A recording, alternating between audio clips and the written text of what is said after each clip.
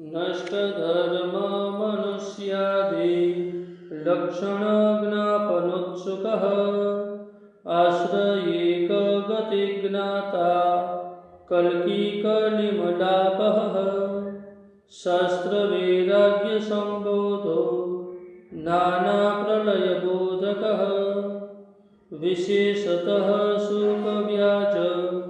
परीक्षिज्ञानबोधकः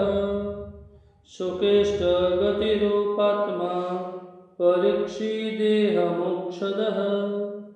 शब्दरूपो नादरूपो वेदरूपो विभेदनः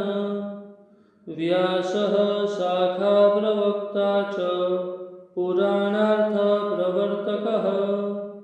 मार्कण्डेयप्रसन्नात्मा वटपत्रपुटेशयः मायाव्याप्तमहामोह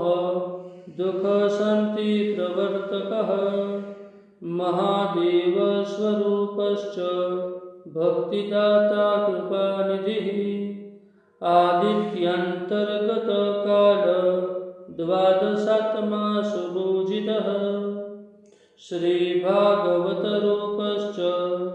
सर्वार्थफलदायकः अथ माहात्म्यम् इतीदं कीर्तनीयस्य हरिर्नाम सहस्रकं पञ्चसप्ततिविस्तीर्णं पुराणान्तर्भाषितं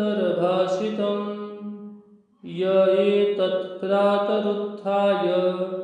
श्रद्धावान् समाहितः जपेदर्थाहितमतिः स गोविन्दपदं लभेत् सर्वधर्मविनिर्मुक्तः सर्वसाधनवर्जितः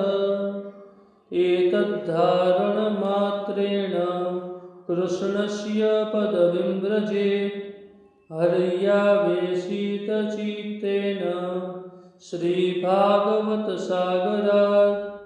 समृद्धृतानि रामाणि